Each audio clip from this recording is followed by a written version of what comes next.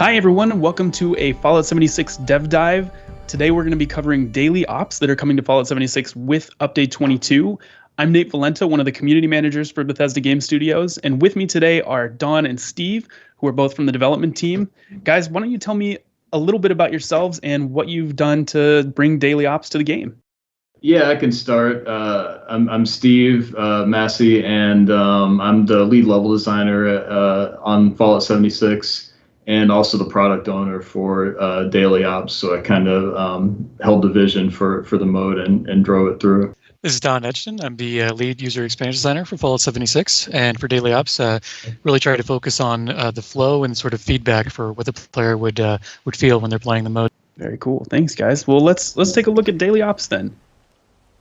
All right, so why don't we start out by just telling everyone what exactly is a daily op?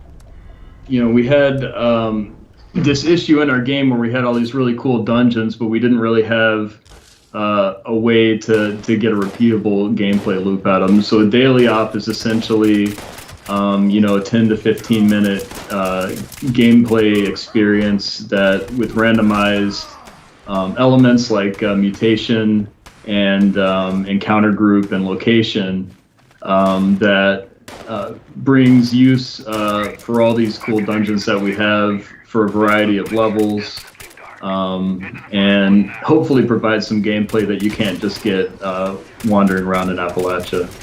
That's awesome. So I see here we're in Vault 94. Now that was previously part of content that we had in the game before. Why did we decide to revisit this spot?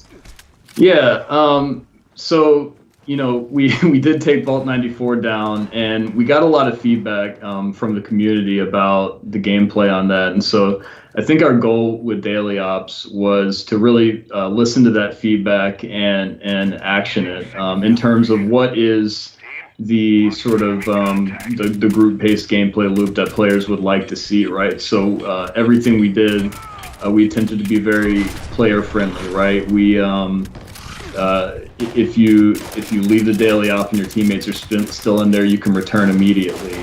Instead of having a downward counting timer where you fail at the end, it counts upwards. So there are all these issues that I think we encountered with Vault 94 that we tried to directly solve with daily ops. And so part of the reason for bringing Vault 94 back with this feature was saying, hey, we didn't forget about the Vault content. This is how we're introducing the Vault content into the world, and hopefully it's a lot more accessible and just sort of fun and repeatable now. It's a really interesting, unique area. It's really fun to fight in, and everybody loves Vaults. It's a really fun thing to go into the Fallout shelter and really wreak some havoc.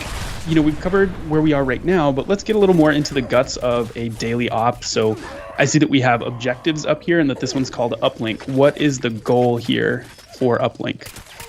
Yeah, the goal of Uplink is our first game mode, and the core of the unique gameplay here is that we wanted to keep it very simple and accessible, but also fun and have different strategies. So the core gameplay goal here is you stand in a location and survive against onslaughts of enemies.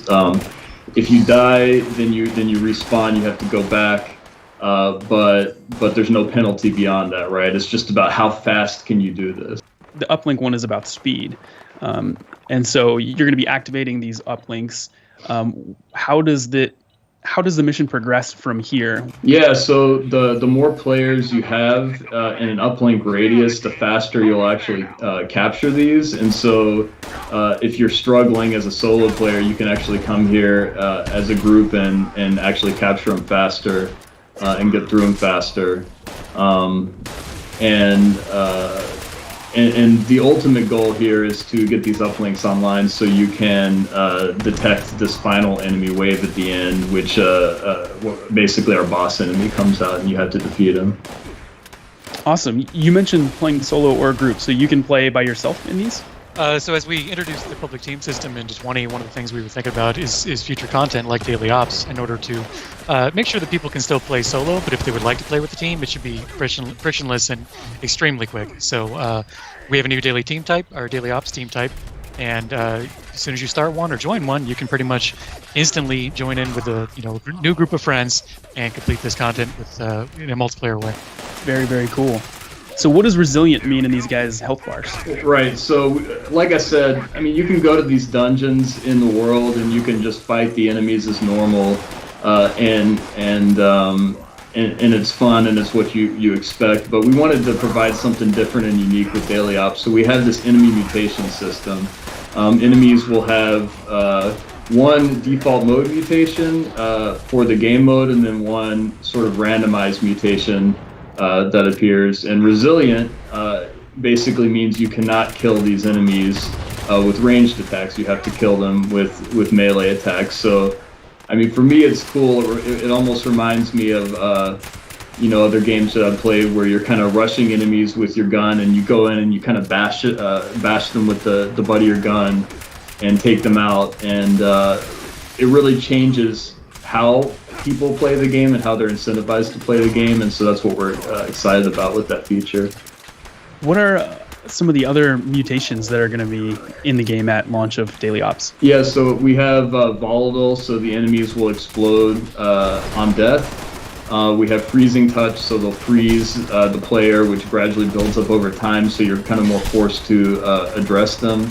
And then we have active camouflage, so that means that the enemies will be stealth when not attacking. What are some of the other locations aside from Burning Mine, Vault 94 that players will be able to look into? Our locations that we're launching with, in addition to those, are going to be Valley Galleria and the Burrows. And we're looking into new locations for a second beat later on down the line.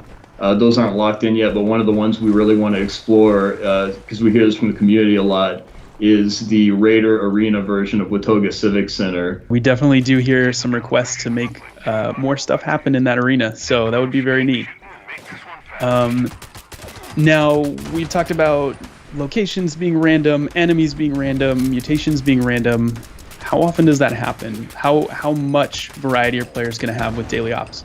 The Daily Ops are randomized once a day, so we have this interesting reward structure where it's tier-based, and you can play once a day and unlock all of the tiers on the reward system.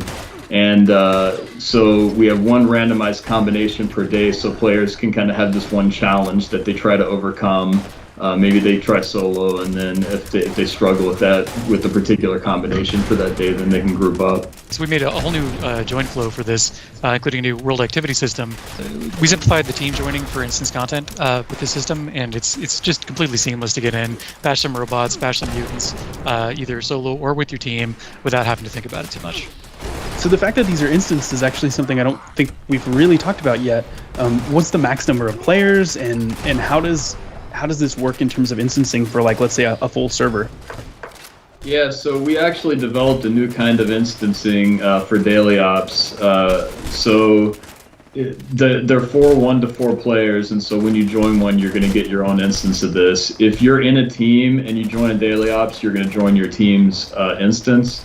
But then the neat thing is that when you go to these locations, outside of Daily Ops, you're going to be able to encounter other people there. So it's going to be one non-instance cell where you can encounter people when you're just exploring the dungeon, but then when you go into Daily Ops, it'll be instance. Okay, so they'll all still sort of be like you explained at Vault 94 earlier, where I can go into them by myself in adventure mode and not run into Daily Ops there. That's pretty cool.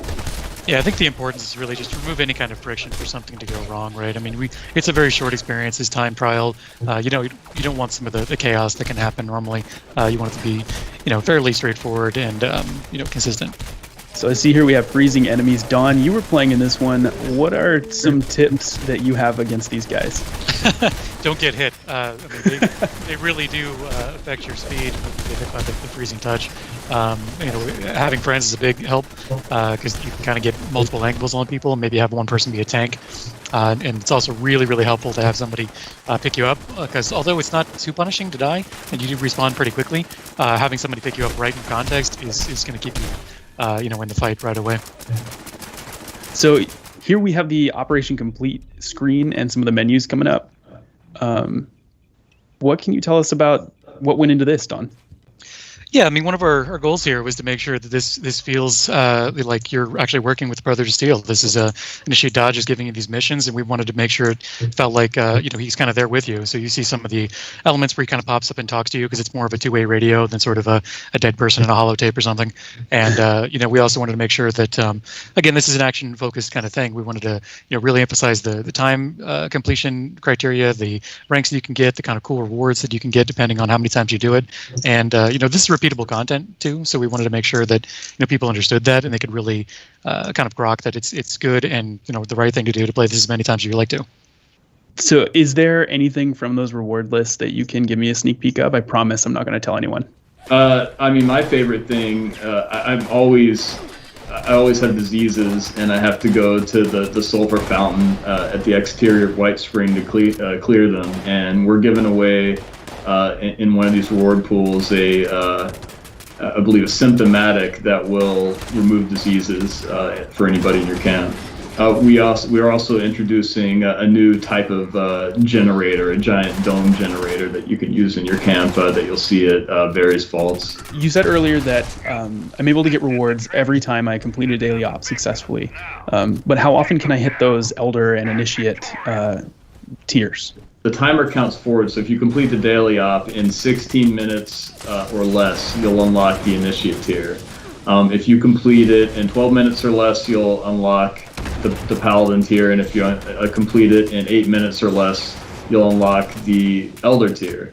And you can actually unlock all three of these at one time if you unlock the Elder tier. So you have access to unlock these every day, every 24 hours. And potentially roll 3 times on the chase reward on each of those tiers. Each tier that you unlock after gives a higher chance of unlocking those rewards. And then once you've unlocked them for those 24 hours, you can play daily ops after that, but you'll roll from a list of our base rewards only until the next randomized combination, and you can try again for the tiers. Yeah, I really like the way the rewards unlock because it's very forgiving to casual players, but it also gives the more hardcore players a thing to shoot for every single day. So, are there any sort of fun or unusual stories that happened during playtesting or while you guys were developing daily ops? I actually had the most fun playing daily ops with a group of people around like level 5. It was tough. It was very tough. We had kind of not great weapons, we'll say, but we were able to kind of hang in there, and it was very interesting to see us kind of go against a sort of insurmountable challenge, but band together and almost beat it. We almost got him. So close. The boss really was just too much for us. So that's actually brings up an interesting topic. We have One Wasteland coming to the game too that's going to allow enemies to scale their level up and down to each player. Is that active inside of daily ops? Yeah, so we very purposefully lined up this daily ops content with the One Wasteland content because we felt like daily ops would be a great way to showcase this functionality. If I'm a low-level player, I'm not boxed out of joining this content with my high-level friend. I can join their daily ops, and I will be encountering enemies near my level, and they'll be encountering enemies near their level. So you actually will be able to contribute in a meaningful way, regardless of the level of your teammates. So we think that this that really adds to the pick up and play player-friendly gameplay of this mode. Yeah, being on the topic of player-friendly, I think one of my favorite features of this is when you kill something and you kill it with a certain kind of weapon, you're going to pick up ammo for that weapon. So in the cases where you kind of go in and maybe you didn't have a ton of time to prep, maybe you just had whatever you had on you, there's cases where in some of our previous content, it's sort of a grind almost, where it wears down your ammo, and you can't really start having to bash people with a gun. In this case, you can come in with a cryolator and leave with more ammo than you came in with, which is fantastic. I'd also like to say that the new bosses are a ton of fun. I mean, I especially like all the new robot variances for the final encounter. Really adds a lot of extra texture to the robots that you see in the world. I saw the Assaultron boss there. Do they have Gatling guns for arms? Oh, they've got all kinds of fun stuff. You will see. That will terrify my dreams for quite a long time. All right, Steve, Don, thank you guys so much for taking the time out of your busy day to go over daily ops and show us a little bit more about how they work. Really appreciate you guys sitting down and talking through that stuff. Yeah, of course. Yeah, we're excited to be here, and we're excited to see how the community is going to react to Daily Ops. Yeah, it's been really fun making this, and I'm going to have even more fun playing it. Speaking of release, Daily Ops are coming to the game with Update 22 on September 15th, which should be next week by my count. It's going to arrive with several other features like One Wasteland, legendary perks, and a brand new scoreboard during the Armor Ace season, where you're going to be able to complete a bunch more challenges and claim a ton of rewards along the way. Thank you so much for joining this deep dive into Daily Ops. We can't wait to get this into your hands, and we'll see you in the Wasteland.